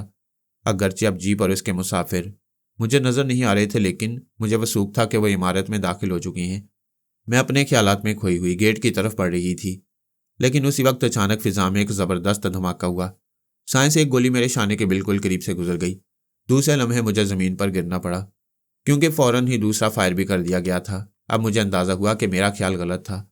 दरवाजे पर कोई पहरेदार ज़रूर होगा जिसने मुझे देख लिया और ख़तरनाक समझकर फायर कर दिया। बाग के इस हिस्से में अगरचे तारीकी थी, लेकिन यह तारीकी मेरे लिए परेशानी का सबब नहीं थी। मैंने चोरों की तरह पंजों के बल सफ़र जारी रखा, लेकिन एक बार फिर चौंकना पड़ा। किसी ने करीब से आकर बड़ी टॉर्च का रुख इसी तरफ कर दिया था। यह इत्तफाक था कि मैं रोशनी की जद से बाहर थी। मैंने कुछ सोचकर एक फैसला किया और दूसरे लम्हे मेरा वजूद गायब हो गया। अब मैं किसी को नजर नहीं आ सकती थी, अगरचे मेरा जिस्म और इसकी तमाम हिस्सियात बराबर काम कर रही थी। इस मौके से फ़ायदा उठाकर मैंने उस तरफ बढ़ने का प्रोग्राम बनाया जिधर से फायर किए गए थे, और टॉर्च की रोशनी भी उसी तरफ से डाली गई थी। मुझे ज़्यादा दूर नहीं जाना पड़ा। अब एक दराज कामत संतरी जो राइफल उठाई पोजीशन लिए इस तरफ बढ़ रहा था। मैंने दरख्तों का सहारा लेकर उस तरफ बढ़ना शुरू कर दिया। वह तन्हा था और कुछ डरा हुआ भी नजर आ रहा था। ये बात मेरे हौसले को उभार रही थी। धीरे धीरे मैं उसकी पुश्त पर जा पहुंची और फिर मैंने अपनी पूरी कुव्वत से दोनों हाथों को बांधकर संतरी की गर्दन पर दे मारा। संतरी जमीन बोस हो गया और अब मैं उस पर ताबड़तोड़ हमले कर रही थी।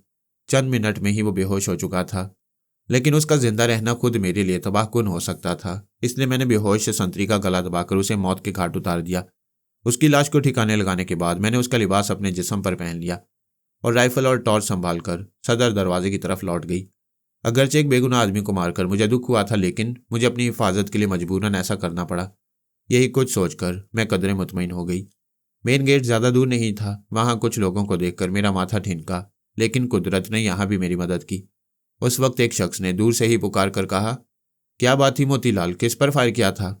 वो कोई जंगली जानवर था। मैं समझा कोई खतरा है। कमबख्त दबे कदमों दरवाजे की तरफ बढ़ रहा था। मैंने चलते चलते जवाब दिया, तो क्या मार लिया? एक बार फिर वही आवाज़ मुझसे मुखातिब थी। फायर तो कामयाब रहा, लेकिन शिकार हाथ से निकल गया। अलबत्ता जंगल से बाहर ना जा सकेगा। अब मैं सदर दरवाजे पर पहुंच चुकी थी।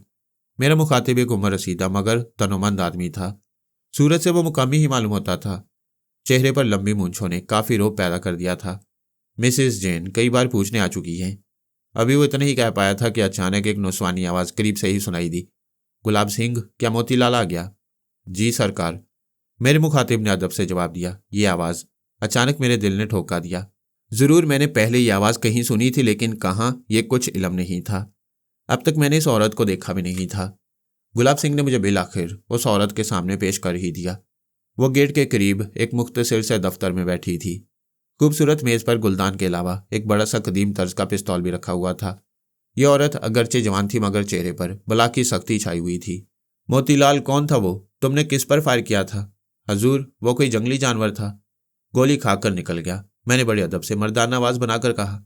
देखो, अगर तुम्हारा बयान गलत निकला मोतीलाल, तो बॉस खड़े खड़े गोली मार देगा, और मिसेस जीन के सामने गलत बयानी से काम लोगे तो अंजाम के खुद जिम्मेदार होगे। उस वक्त मेरे जहन में आंधियाँ सी चल रही थी। अब मैं इस हराफा को पहचान गई थी। ये वही औरत थी जो शील के घर में जीनी माई बनकर रह रही थी। ज़रूर इसने मेकअप का सहारा लिया होगा। जवाब देना ज़रूरी था। मैंने नरम आवाज़ में धीरे से कहा, जनाब, मैं बॉस का वफादार मुलाजिम हूँ। जीनी ने एक लम्हे के लिए मुझे घूर कर देखा, फिर रिपोर्ट मुकम्मल करने लगी। मैं सर झुकाकर एक तरफ खड़ी थी। निस्फ घंटा इसी तरह गुजर गया। फिर मिसेस जीन ने एक पहरेदार को मुखातिब किया। देखो, मोतीलाल को पहले बांके बाबू के सामने पेश करो। अगर वो हुक्म दे तो बॉस के सामने पेश किया जाए। फिर मेरी तरफ मुड़कर बोली, सुनो, मैंने बहुत रियायत से काम लिया है। अगर तुम्हें बराह रास्त बॉस के पास भेज दिया जाता तो यकीनन किसी मुसीबत में फंस जाते। आपका शुक्रिया जनाब, मैंने अदबन सर झुकाकर कहा। फौरन ही मैं संतरी के साथ इमारत के अंदर चली गई। इस अजीमुशान डाक बंगले में इमारतों का जाल बिछा हुआ था। अगरचे ये इमारत बाहर से मगरबी तर्ज का गिरजा मालूम होती थी, मगर अंदर से देखने पर ख्याल बदलना पड़ा। दरमियानी हिस्से में बहुत बड़ा मैदान था, जहां बीच में कई लॉन बने हुए थे। जा बजा सायादार दरख्त भी नजर आ रहे थे। इन दरख्तों के अकब में कई मंजिला इमारतें थीं। गालिबन रिहाइश के लिए ऊपर की इमारतें इस्तेमाल की जा रही थीं। ग्राउंड पर ज्यादातर दफातर नजर आ रहे थे। मुझे एक दफ्तर में ले जाया गया। ये कई हिस्सों पर मुश्तमिल था। स्टाफ भी मौजूद था। मुझे एक हिस्से में रुककर इंतजार करना पड़ा। 10 मिनट के बाद तलब किया गया और जब मैं दफ्तर में दाखिल हुई तो उस शख्स को देखती ही रह गई जो बड़ी शान से कुर्सी पर बैठा था। मोतीलाल, मिसिस जैन तुमसे बहुत नाराज हैं। मैंने उनकी रिपोर्ट देख ली है। क्या यह सच है कि तुमने निहायत लापरवाही का मुजाहरा किया है? सर, ये सिर्फ उनका ख्याल है। मैंने अपनी ड्यूटी मुस्तैदी से दी है और ईमानदारी से अपने फ़राइज़ अंजाम दिए हैं। अभी मैं सिर्फ इतना ही कह सकी थी कि टेलीफोन की घंटी बजने लगी और बांग के उस तरफ मुतवज्जा हो गया। हेलो, उसने मुझे नज़रअंदाज करके रिसीवर में कहा। उसका अंदाज निहायत शगुफ्ता था, लेकिन फिर वह संभल गया और कुछ संजीदगी से सुनने लगा। शायद कोई मुअज़्ज़ज़ शख्सियत उससे मसरूफ़ कलाम थी, क्योंकि वो निहायत खामोशी से उसकी बातें सुन रहा था। बाद अज़ां बहुत बेहतर जनाब कहकर उसने बात ख़त्म की और फिर रिसीवर क्रैडल पर रख दिया। इस बार उसने बटन दबाकर संतरी को बुलाया और जब संतरी आ गया तो बांके ने पुरवकार अंदाज में उसे हुक्म दिया, देखो, राम सिंह से कहो वो फ़ौरन मुझसे मिल ले। संतरी हुक्म सुनते ही वापस हो गया। अब वो मेरी तरफ मुतवज्जा हुआ। इस अरसे में बराबर में उसके दिमाग को टटोलती रही थी और सिर्फ ये मालूम कर सकी थी कि कोई फौरी ज़रूरत दरपेश है जिसमें राम सिंह मतलूब था। तुम जा सकते हो मोतीलाल, बाकी बातें फिर होंगी। इस वक्त अचानक एक मुहिम पर जाना है। हालांकि बांके को मेरे सामने ये बातें कहने की कोई ज़रूरत नहीं थी, मगर इस वक्त वाकई बांके काफ़ी परेशान नजर आ रहा था। फिर जब वो दफ्तर से निकल रही थी उस वक्त राम सिंह इस तरफ आ रहा था। वो काफ़ी दिल बर्दाश्ता नजर आ रहा था। अब मैं उसके ख्यालात पढ़ रही थी। राम सिंह को इस बात का बहुत अफसोस था कि वो खलवत में अपनी महबूबा शील से मुलाकात का लुत्फ न उठा सका, जिसे वो आज पहली बार अपने मस्कन पर ले आया था। मेरी तरफ उचरती निगाह से देखता हुआ राम सिंह बांके बाबू के ऑफिस में चला गया। अब मुझे दोबारा अपनी ड्यूटी पर यानी सदर गेट तक जाना था। उस वक्त रात के 2 से ज़्यादा बजे थे। मैंने बांके के ऑफिस में दीवारगीर घड़ी पर वक्त देखा और अब मैं जल्द से जल्द शील तक पहुंच जाना चाहती थी ताकि उस मासूम लड़की को अपनी आमद का हाल बताकर इत्मीनान दिला सकूं। मेन गेट के उस मखसूस हिस्से में जहां मेरी ड्यूटी थी सिर्फ एक छोटी सी कोठरी बनी थी जिसमें एक मेज़ और चंद कुर्सियां पड़ी थीं। यहां आकर मैंने गहरी निगाहों से माहौल का जायजा लिया। इस दफ्तर नुमा कमरे में कुछ खाने पीने का सामान था। उस वक्त भूख शिद्दत से महसूस हो रही थी। मैंने सबसे पहले पेट का दोजक भरने का फैसला किया और जब इस काम से फारिग हुई तो अचानक मुझे बदनसीब शील याद आ गई, जो यकीनन इसी पुरस्रार इमारत के किसी हिस्से में इस वक्त भी मौजूद होगी। मैं यकीन के साथ तो कुछ नहीं कह सकती, अलबत्ता इतना एहसास ज़रूर था कि शील ये सब कुछ अपनी फितरी कमज़ोरी की बिना पर बर्दाश्त कर रही थी। वो राम सिंह से दामन छुड़ा लेना चाहती थी, लेकिन अब इस राह पर इतनी आगे बढ़ चुकी थी कि बखैरियत वापसी का कोई इम्कान नहीं था। मैं बज़ाहिर मोतीलाल की जगह ड्यूटी पर थी, लेकिन दिमाग बुरी तरह उलझ रहा था और अब मैंने फैसला कर लिया कि जल्द से जल्द इस इमारत और इसके मकीनों के बारे में मालूमात हासिल करूं। कुछ सोचकर मैंने अपनी सैलानी निगाह को इमारत के अंदरूनी हिस्से में दाखिल कर दिया। रात का अगरचे तीसरा पहर था, मगर बेशतर कमरों में जिंदगी के आसार थे। एक कमरे में बहुत से लोग जमा होकर जुआ खेल रहे थे। मेज़ पर शराब और गिलास रखे थे। साथ ही हसीन और नौखेज लड़कियां साकी के फ़राइज़ अंजाम देने के लिए तैयार थीं। दूसरे कमरे में मिसेस जीन थी, जो इस वक्त शब ख्वाबी के लिबास में अपने बेड पर सर झुकाए बैठी थी। वो काफ़ी फिक्रमंद नजर आ रही थी। जीन को देखकर यकबारगी मेरे दिल में ख्याल आया कि इसके ख्यालात पढ़कर देखा जाए आखिर माजरा क्या है। वह इस वक्त श्याम बाबू के बारे में सोच रही थी। दिमाग में झांकने के दौरान मैंने गायबाना तौर पर मिसेस जीन से चंद सवालात किए और उसके सोच विचार से जो नतीजा अखज़ किया वो कुछ इस किस्म का था। उसका नाम कलावती जैन था। नागपुर में उसका ख़ानदान रऊसा में शुमार किया जाता। उन दिनों जीन ने BA पास किया था और अब उसके घर वाले इस फिक्र में थे कि मुनासिब रिश्ता मिल जाए तो जीन के हाथ पीले कर दिए जाएं। लेकिन तकदीर इन हालात का मजाक उड़ा रही थी। बिलाखिर वही हुआ जो किस्मत में लिखा था। उस दिन मौसम अबर आलूद था और उस पुरकैफ माहौल में जीन अपनी चंद सहेलियों के साथ शहर से बाहर पिकनिक पर गई थी। उन्होंने नागपुर से बाहर चंद मील के फासले पर एक मशहूर जेवर बाग का इंतखाब किया, जिसके दरमियान में से नरिब्दा नदी बहती थी। ये इलाका जो दूर दूर तक जंगलात से घिरा हुआ था और कुर्ब जवार में छोटी बड़ी पहाड़ियां भी थीं, बड़ा दिल फरेब मंजर पेश करता। जीन बेफिक्री के साथ महवे तफरी थी कि लड़कियों ने गुसल का प्रोग्राम बना लिया। उन्होंने गुसल का लिबास पहना और 4 लड़कियां नरिब्दा के ठंडे पानी में चली गईं। गर्म मौसम में ठंडे पानी की फरद ने उन्हें जल्द ही बेखुद सा कर दिया। पहले तो वो करीब करीब तैरती रही, मगर जीन बेख्याली में अपने दोस्तों से बिछड़ गई। अब वो उससे काफ़ी दूर आगे निकल गई थी। जब उसे अपनी गलती का एहसास हुआ तो जीन ने वापसी का प्रोग्राम बनाया। जो ही उसने रुख बदलकर तैरना शुरू किया, अचानक उससे चंद गज के फासले पर एक इंतहाई खतरनाक आबी दरिंदा मौजूद था। वो कोई क्रोकोडाइल था जिसने इंसान की बू सूंघ ली थी, और अब वो इतना करीब था कि बासानी जीन को अपने भयानक मुंह में दबाकर निकल जाता। जीन बेख्तियार चीखें मारने लगी। उनके दरमियान फासला बतदरीज कम होता जा रहा था। जीन के हाथ पांव फूल चुके थे, और जब वो तकरीबन बेहोश होने वाली थी उसी वक्त कहीं से फायर की आवाज़ उसने सुनी, और फिर वह बेहोश हो गई। जीन को होश आया तो वो एक खूबसूरत सी ख्वाबगाह में थी। इस वक्त उसके जिस्म पर लिबास भी था। मकान की वज़ाकता से साफ जाहिर था कि वो किसी रईस का मकान है। तमाम सामान बहुत कीमती था। अभी जीन हैरान होकर ये सब कुछ सोच ही रही थी कि उसने दरवाज़ा खुलने की आहट महसूस की, और जीन उठकर बैठ गई। आने वाला श्याम बाबू था। जीन ने इस नौजवान को पहली बार देखा। खूबसूरत श्याम उसके करीब आकर रुका और मुलायम आवाज़ में जीन की खैरियत दरियाफ्त करने लगा। जीन को जल्द ही मालूम हो गया कि पानी की उस बला से बचाने वाला और उसे नई जिंदगी अता करने वाला उसका मोहसिन उसके सामने है। श्याम ने उसे एक फर्जी दास्तान सुना दी जिसमें बताया गया था कि श्याम बाबू ने बर वक्त पहुंचकर उस मुजी जानवर को हलाक कर दिया था, वरना उस दिन जीन का काम तमाम लाजमी था। जीन ने अपने सहेलियों के बारे में श्याम से पूछा, मगर वो कोई जवाब न दे सका। जीन का ख्याल था वो लोग उससे दूर निकल गई थी, इसलिए उन्हें इस हादसे का इल्म न हो सका। लेकिन जब श्याम ने बताया कि अब वो नागपुर की बजाय पूना में है तो वो दंग रह गई। गोया वो कई दिन तक बेहोश रही थी, और इस साल में उसे नागपुर से पूना लाया गया। उस रात खिलाफे तवक्को वो कली से फूल बन गई। उसे श्याम बेहद पसंद आया, और श्याम ने जिंदगी भर मियाँ बीवी की तरह जीवन साथी बनकर रहने का अहद किया। श्याम ने उसे ये वादा भी किया कि वो मुनासिब वक्त आने पर उसके साथ बाकायदा शादी का ऐलान करेगा। फिलहाल उसने ये मजबूरी बताई कि उसे अपने वालिदैन को रजामंद करना पड़ेगा। जिनकी जिंदगी एक ज़बरदस्त अलमिया से दो चार हो गई। वो एक तालीम याफ्ता औरत थी, बालिग और अक्लमंद थी। अगरचे श्याम उसे पसंद आया था, मगर एक अरसा तक वो ज़हनी हिजान का शिकार रही। श्याम बाकायदा शादी के लिए मना कर रहा था, और फिर रफ्ता रफ्ता उसके सामने श्याम की जिंदगी के दूसरे पहलू आ गए। अब वो श्याम के एक नाजायज़ बच्चे की माँ बन चुकी थी।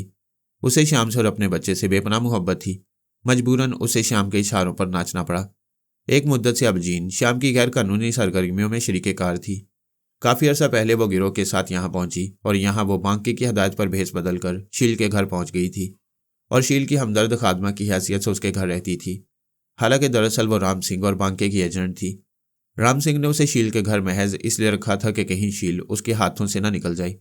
इसके अलावा शील का मकान उसके लिए बाज़ औक़ात बेहतरीन पनाहगाह भी साबित हुआ करता। जीन की भयानक और गुनाहगार जिंदगी के हालात से उकताकर मैंने अपनी सैलानी निगाह को शील की तलाश पर मामूर कर दिया, और जल्दी मैंने उसे एक खूबसूरत कमरे में पा लिया। वह इस वक्त बड़े इत्मीनान से महवे ख्वाब थी। कुदरती तौर से मुझे ये बात बड़ी अजीब सी लगी। दिल में ख्याल आया कि कहीं शील भी राम सिंह की हमदर्दी में इस गिरोह के लिए कुछ न कर रही हो, मगर शील के हालात इस बात के खिलाफ थे। ये महसूस करके कि शील बखैरियत और आराम से है, मैंने अपनी सैलानी निगाह को वापस करना चाहा, मगर एक वाक़े ने मेरी दिलचस्पी को अपनी तरफ खींच लिया। मैंने देखा एक साया शील के कमरे की तरफ बढ़ रहा था। मैंने उसे करीब से देखा और फौरन ही पहचान लिया। ये बांके था, खतरनाक बांके।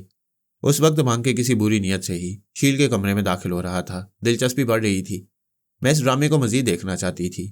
बांके शील के पास जाकर रुका, फिर उसने धीरे से सोई हुई शील के माथे से बालों की वो लठ हटा दी जो उसके दूधिया चेहरे पर बिखरी हुई थी।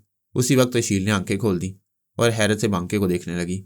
अचानक शील एक झटके से उठकर बैठ गई। तुम कौन हो और यहाँ क्यों आए हो? उसने रुक रुक कर गुस्से से कहा। एक जवान आदमी जब किसी जवान औरत के कमरे में रात के वक्त छुप कर आता है तो इसका एक खास मकसद होता है रानी जी, बांके मुस्कुराकर बोला। बेहतर होगा कि तुम वापस चले जाओ। राम सिंह अभी आता होगा और वह तुम्हें कुत्ते की मौत मार देगा। तो इतना नाज है तुम्हें उस पर? वह हंसकर बोला। जानती वो मेरा कौन है? वो इस गिरोह का एक मामूली सा कारकुन है, जबकि मैं सरदार हूँ, सरदार। शील ने गुस्से से काम कर कहा। तुम कोई भी हो, लेकिन मैं कहती हूँ यहाँ से दफा हो जाओ, और मैं ना जाऊँ तो मैं तुम्हारा सर तोड़ दूंगी।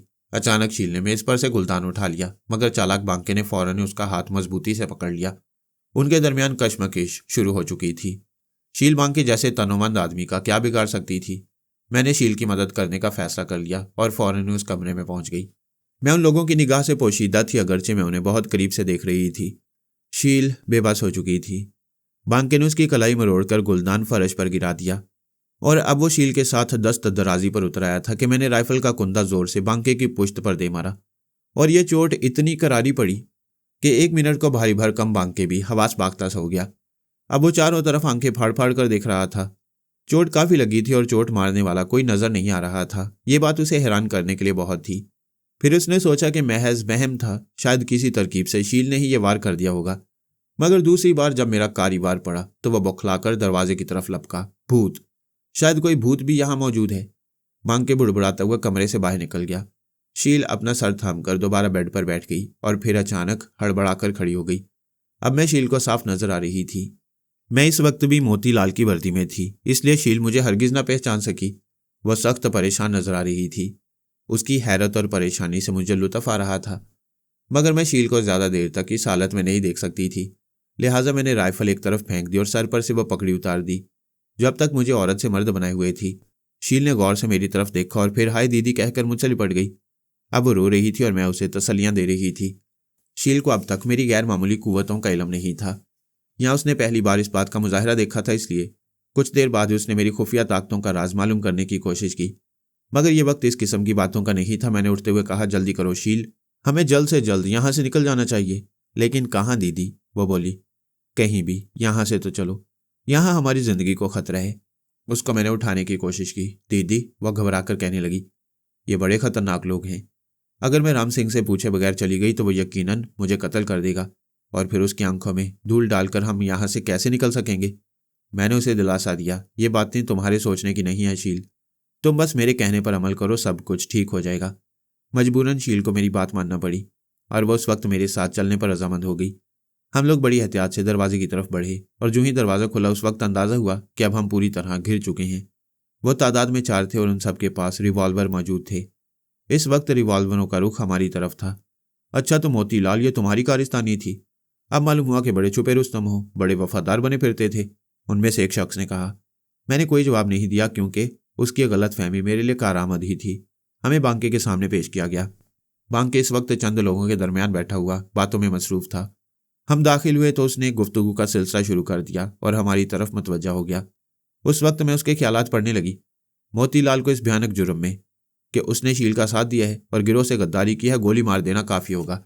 अगर ये जिंदा रहा तो यकीनन लाल सिंह को तमाम हालात से मुतला कर देगा और यह राम सिंह बड़ा बदमाश है।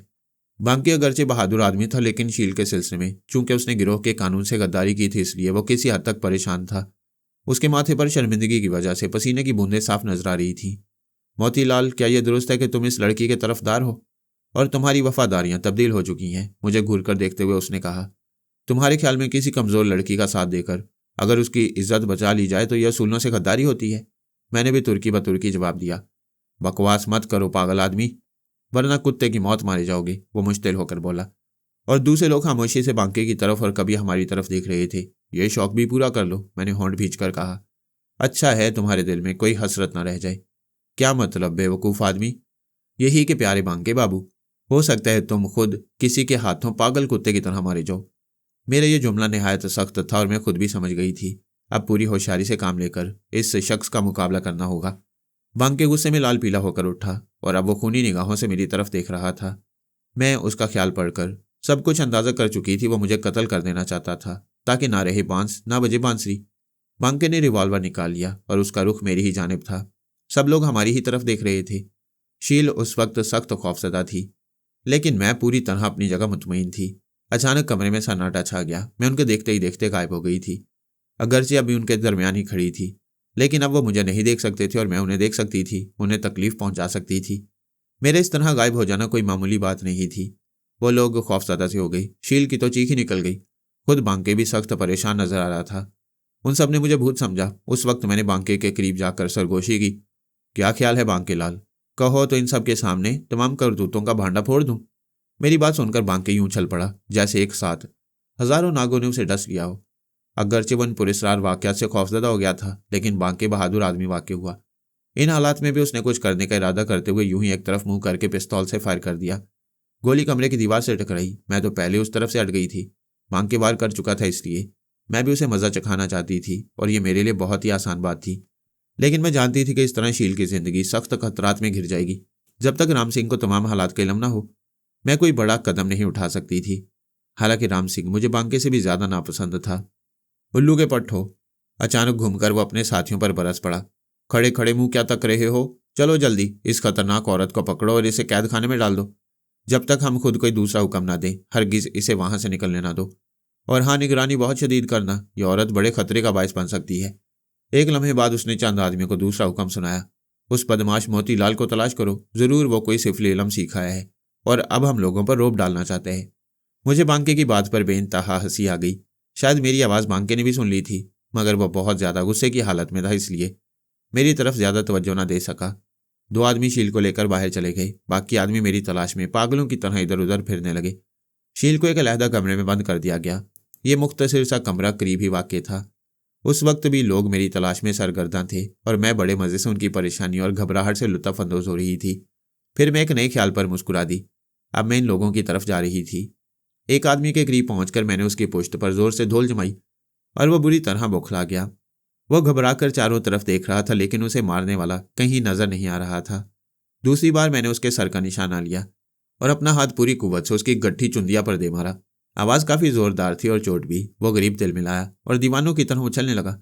उसके बाकी साथियों ने जब अपने साथी को इस हालत में देखा तो उनके भी रहे सही हौसान खता हो गई और वो तेज़ी से भागने का मंसूबा बनाने लगे। जो ही चांद वाला शख्स मेरा दूसरा हाथ खाकर भागा, वो सब उसकी तकलीद में 9-2-11 हो गए।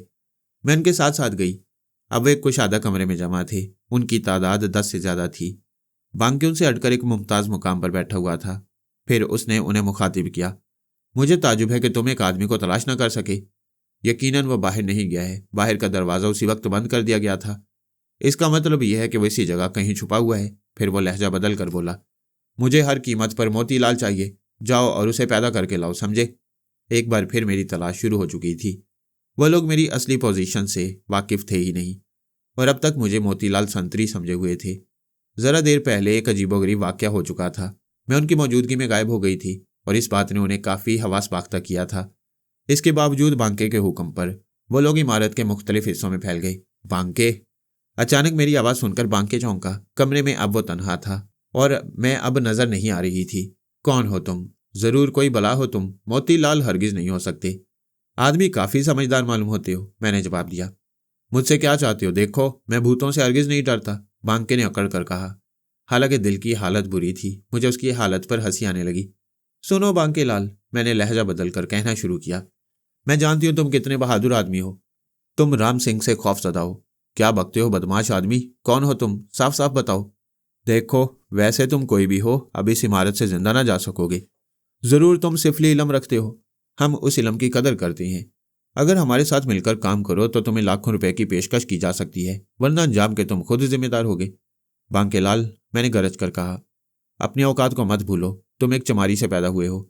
यह दूसरी बात है कि ठाकुर लक्ष्मण सिंह की नजर अनायत ने तुम्हारी माँ को चमारों की बस्ती से निकालकर उसे शुरफा के इलाके में रखा था। मगर क्या गलत है ये कि तुम उसकी शौकिया औलाद हो, हरामी बच्चे। फिर उसके बारे में मैं बता चुकी हूँ कि तुम कितने बहादुर हो। एक बात और बताऊं, इस वक्त भी तुम खौफज़दा हो।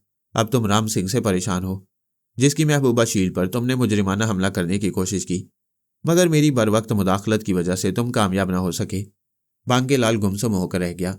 अब तक वह मुझे महज मामूली सा शोबदेबाज समझा था, मगर अब वो संजीदगी से इस बात पर गौर कर रहा था कि किस तरह इस बला से निजात मिल सकती है। मोतीलाल, बांके ने खुशामदाना अंदाज में कहा, तुम कोई भी हो, मैं तुम्हारी तरफ दोस्ती का हाथ बढ़ाता हूँ।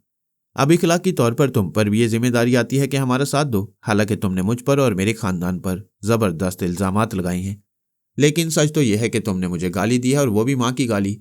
मगर बांके छोटे दिल का आदमी नहीं, तुम काम के आदमी मालूम होते हो, और हम लोग ऐसे आदमियों की कदर करते हैं।